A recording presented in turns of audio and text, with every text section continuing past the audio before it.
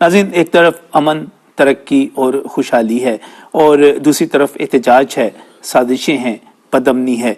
एक तरफ Pakistan Belarus business forum में बिजनेस टू बिजनेस मुआहदे हो रहे हैं, 8 एग्रीमेंट आज साइन किए गए।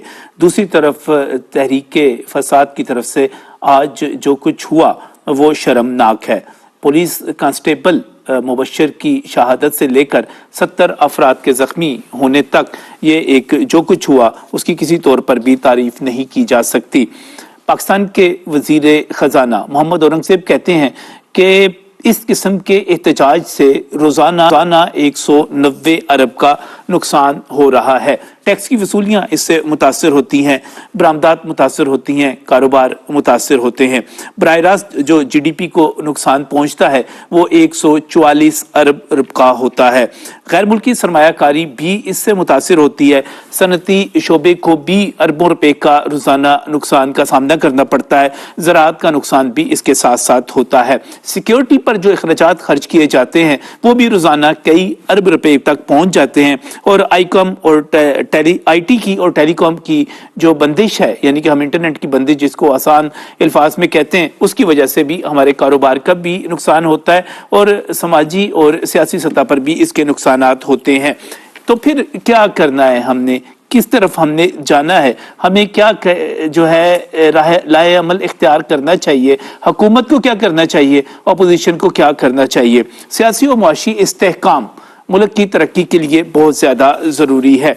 जब हम देख रहे हैं कि मौजूदा हुकूमत के क़याम के वक्त शरह सूद जो थी वो 22% पर थी, इस वक्त 15% पर आ गई हुई है। 4 मार्च 2024 को मेरे पास जो इदादो शुमार मौजूद है, 100 इंडेक्स, मैं PSX की बात कर रहा हूँ, पाकिस्तान स्टॉक एक्सचेंज की बात कर रहा हूँ, तो 65,951 पर था और आज 99,000 को उसने क्रॉस किया, थोड़ा वापस गया, लेकिन 1 लाख पॉइंट्स की जो एक नफसियाती हद है वो बिल्कुल हम उसके करीब पहुंच चुके हुए हैं, उसको हम अबूर ही करने वाले हैं। स्टेट बैंक के पास ज़र मुबादला के ज़खायर जो कि 7 से 8 अरब डॉलर तक रह गए थे, इस वक्त 15 नवंबर के जो मजमूई मुल्की ज़र मुबादला के ज़खायर हैं वो 15 अरब 96 करोड़ 77 लाख डॉलर हो चुके हुए हैं।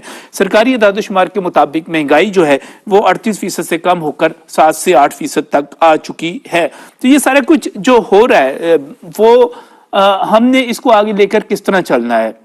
अब जिस वक्त मैं आपके साथ ये बात कर रहा हूँ, जिस वक्त मैं ये प्रोग्राम कर रहा हूँ, इस वक्त भी पाकिस्तान तहरीक इंसाफ का एक लॉन्ग मार्च इस्लामाबाद में दाखिल हो रहा है। इस वक्त भी जो सूरत हाल है उसके मुताबिक बुशरा बीबी ने क़यादत संभाल ली है और वो आगे लेकर इसको अली अमीन गंडापुर के साथ चल रही हैं। हुकूमत के साथ मुज़ाकरात किए जा रहे हैं। हुकूमत उनको पेशकश कर रही है कि आप पेशावर मोड़ पर बैठ जाएं, आप परेड ग्राउंड में चले जाएं, आप किसी ऐसी जगह पर एहतजाज कर लें जहां पर एहतजाज आप कर सकें। आप अपना धरना देना चाहते हैं, आपका हक है, लेकिन उनके मुतालबात वही हैं कि वो बानी PTI की फौरी रिहाई चाहते हैं। उनके मुतालबात यही हैं कि वो 26वीं आईनी तरमीम का फौरी खात्मा चाहते हैं। उनके मुतालबात यही हैं कि वो इलेक्शन को फौरी रिवर्स करना चाहते हैं। क्या ये मुतालबात तस्लीम हो सकते हैं? क्या हम एक मरतबा फिर 126 दिन का जो पहले धरना दिया गया था उसी तरह की एक और एक्सरसाइज को बर्दाश्त कर सकते हैं?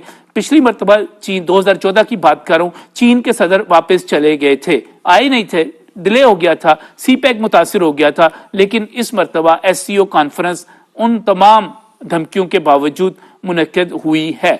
इस पर हम करेंगे आज एक ग्रेट डिबेट ये होगी कि हमें चाहिए क्या, हमें धरने चाहिए या हमें तरक्की चाहिए, हमें सियासी और माशी इस्तेहकाम की तरफ जाना है या हमने इसी किस्म के जलाओ गहराव को देखते रहना है जिसमें आज बाकायदा तौर पे फायरिंग की गई पुलिस एहलकारों के ऊपर, उनको शहीद किया गया, उनको जख्मी किया गया।